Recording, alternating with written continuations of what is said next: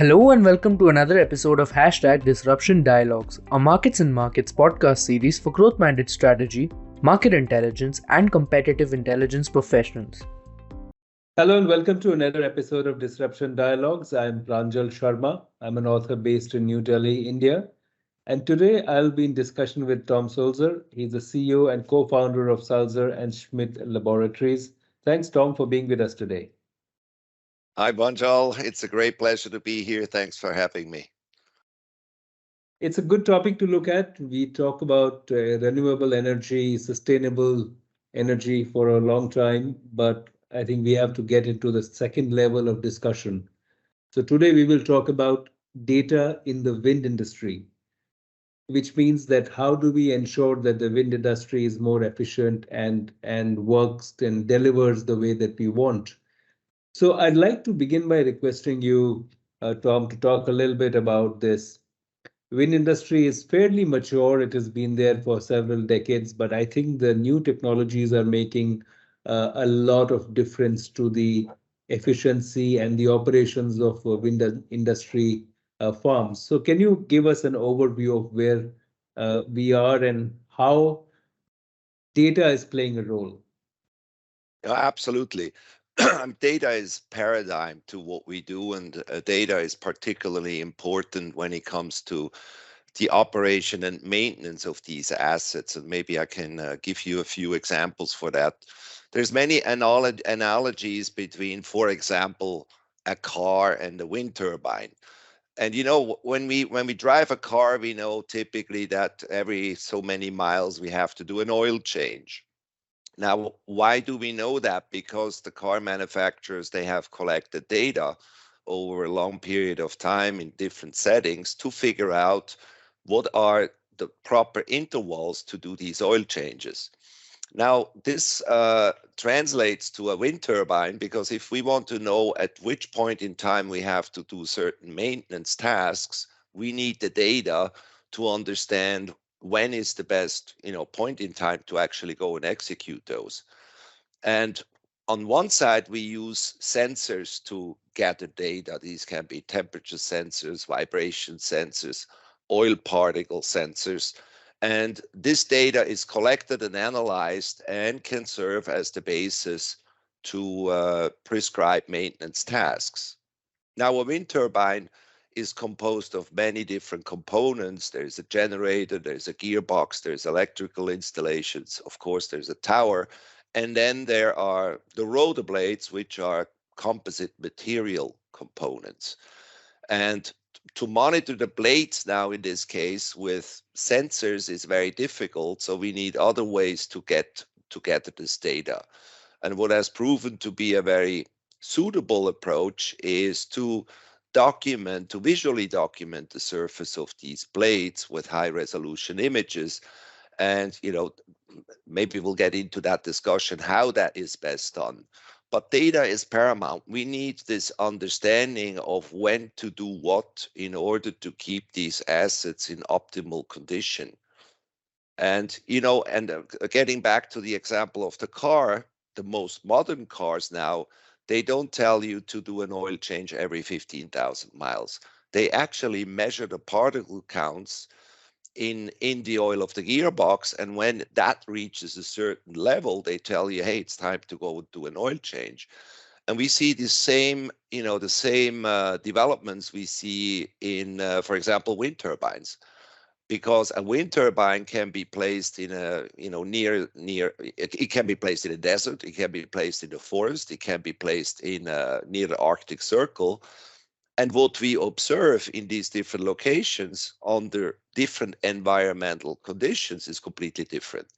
So the prescribed maintenance schedules have to be different. But in order to get to this point, we first need to gather data to develop a deeper understanding. So Tom, the challenge is very clear, and I think you've also given a good idea of the solution. But there are many, I think a majority of the wind turbines are old. They were created before the era of putting sensors everywhere. How did information come then? And is it difficult to to put the sensors in the old turbines, or are you looking at these solutions only for the future and the new versions of the turbines?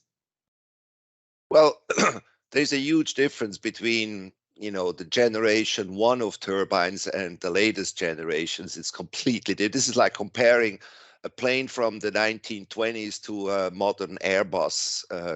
It's completely different. Now, the old turbines, the first turbines, they already had some sensors, but on a very limited basis. And I think the willingness also of the owners and operators to invest into those turbines from an operation and maintenance point of view is somewhat limited. And if you look at a modern turbine with 15 megawatts of output, it's a different ballgame. Those assets are very expensive, and they're pushing the limits of material technology. So you really have to very, very carefully monitor these gigantic new turbines. And the old ones, it's still common, particularly in the US. We see a lot of operators, they tell us, let them run till they break and then we'll go and fix them. So completely two different worlds. So you're saying that the new generation turbines will be more important for bringing better data. But from the outcome perspective, how does it benefit the user? If I am using energy from wind turbine, does it make it more predictable? Does it reduce the cost? What are the advantages that you see by bringing data to the wind industry? Yeah, data has a huge impact on cost and overall efficiency.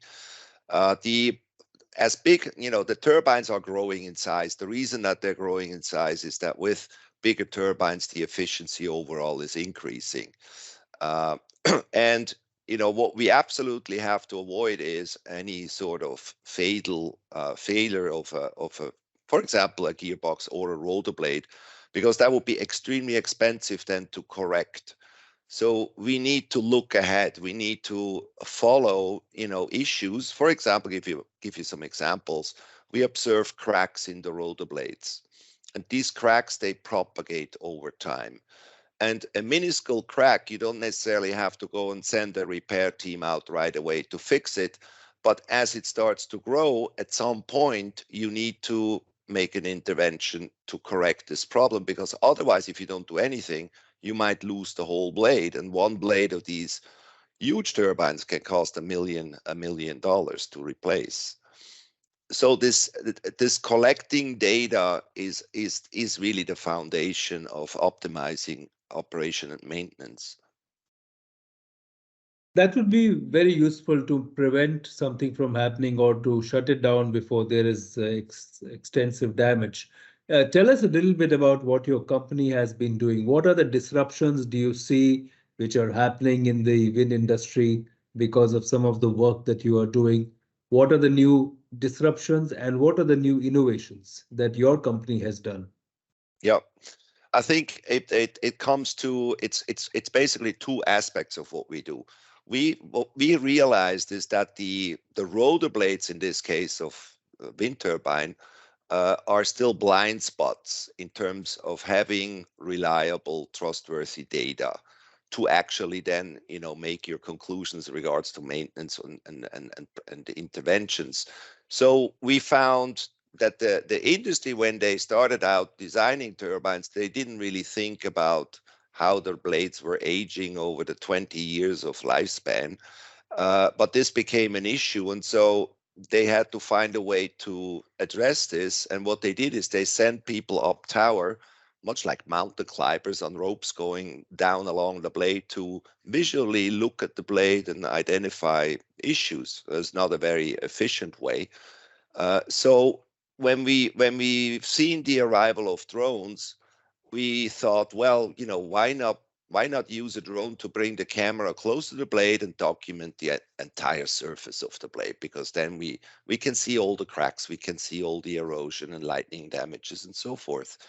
And then, of course, these drones, they collect an enormous amount of very good data, but we have to analyze it, and that's a big task. So the next step was to develop artificial intelligence algorithms that could tell us where the anomalies are in this mountain of image material.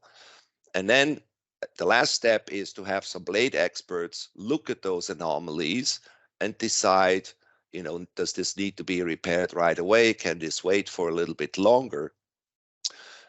So that's how we got into this. And now we take this much further.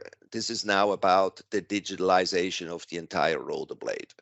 Because our customers, what they want is they want all this information at their fingertips. They want to know, okay, tell us, when do we need to, to plan for which interventions? What is the cost behind it?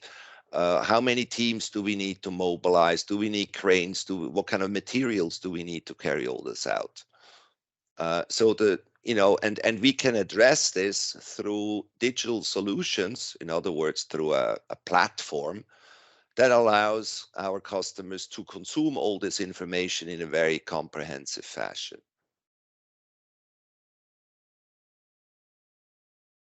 In your estimate, Tom, do you think, and the experience of your company, what is the percentage of the industry which is well covered with sensors and the kind of data flow that you require? You said that many companies and data and the wind farm operators are still wondering whether there is a good reason for it. So would you say that there is still some way to go for people to appreciate the importance of data? Oh yes, absolutely. And I think a lot of operators have been waking up to these kind of topics, but the approach that they take is quite different. Some operators, for them, it's more or less a nuisance. They know they need to do something, but they want to do it as cheaply, and as least invasive as possible. So they're maybe sending out a drone operator to take some pictures of their blades. Then they look at them, but they're not really benefiting from this data, because we call this throwaway data. You capture it, you look at it, and then you throw it away. It doesn't really serve any purpose to learn about the issues and how they evolve over time. So our claim to fame is, first of all, we are collecting structured data. We do it in a repeatable way. When we inspect the turbine in 22 and we re-inspect the turbine in 23, we can directly see and compare, hey, what has happened within the past 12 months. So we call this structured data. Then, of course, on top of the structured data, we are running algorithms that really, make sense of it. For example, certain types of cracks, how fast do they really grow? Because that's a strong basis to decide, okay, are we in a hurry here or can we wait? And this also helps then customers to cluster together, for example, repairs, and that saves them an enormous amount of money. I want to talk to you about your own experience, Tom, and I want you to share some ideas about what is the future looking like. There is a lot of effort being put into understanding weather patterns, and a lot of artificial intelligence, satellite image, and even ground sensors are being used to see how weather will change. There is micro weather, and all these things have an impact on the wind industry. So there is a lot of sensor and data coming from that side. Is there a situation where you see two different types of data combining from the wind sector and the weather sector to make things better? What kind of changes do you see in the future? A lot. I think the answer is a lot. No, on one side, we have all this data coming from sensors, as you pointed out. Then we have data that, for example, we collect with our drones. There's different type of data. Then we have weather data. Then we have satellite imagery and so forth.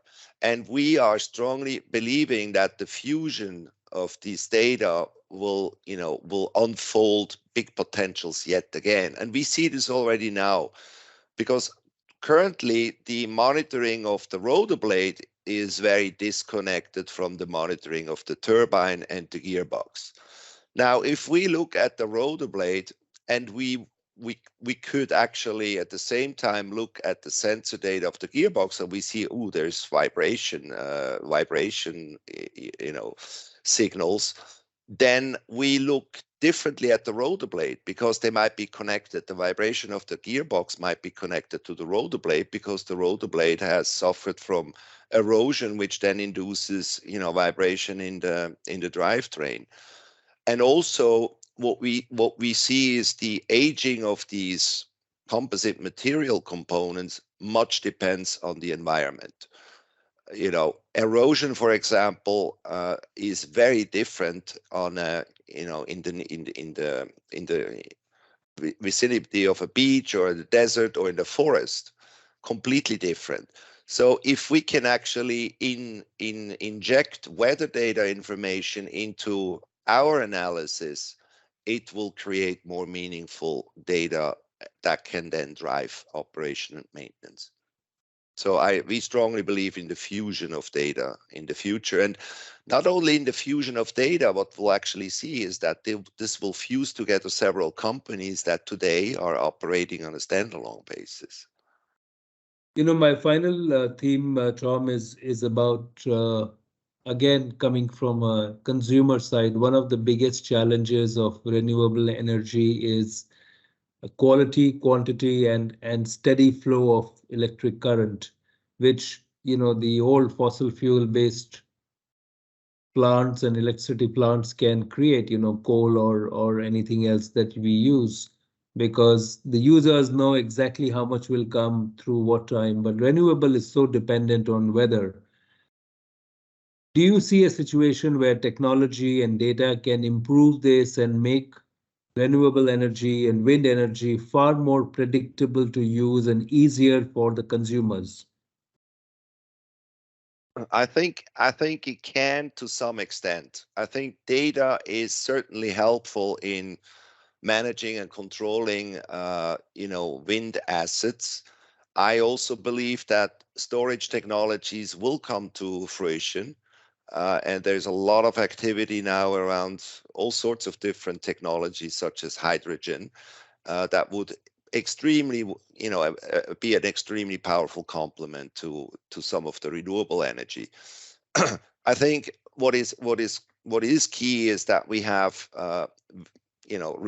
wind turbines that are in a position to operate, but because we still have too many that are either producing less energy than they could, or they have some issues and they just stand still. So but I think the answer is yes. I think data is like the oxygen in the air to renewable energy in many ways. Thank you, Tom. I think that's an important point that you make, that data will have to be at the core, because even if you look at storage solutions, and as the industry for storage improves and the facilities improve, the fact is that data will still be relevant for the storage, for the transmission, for the generation. And if the entire value chain can have far better and deeper data, I guess that we will see a very high level of efficiency and usage of energy from wind. Yes, we strongly believe in that. And, wind already has become quite competitive if we look at the overall landscape. But this is not at the end of the road. There's several avenues. I think the optimization of turbines, given, as you said, weather forecast is one avenue. Saving cost and operation and maintenance, there is still very substantial potentials just to keep these things in better shape. Yeah. Tom, thank you so much for joining us for this conversation today, because I think this is a subject of great interest to a lot of people. And I'd also like to thank everybody else for listening in. I was in conversation with Tom Sulzer. He's a CEO, co-founder of Sulzer and Schmid Laboratories. It's been a great pleasure. Don't forget, collecting data is an investment. That's a great line, Tom. And I'll request everybody to stay tuned for more such conversations on Disruption Dialogues. Thank you. Thank you for listening to #Disruption Dialogues. If you are a strategy or market intelligence professional, we invite you to join our community on LinkedIn #Disruption Dialogues.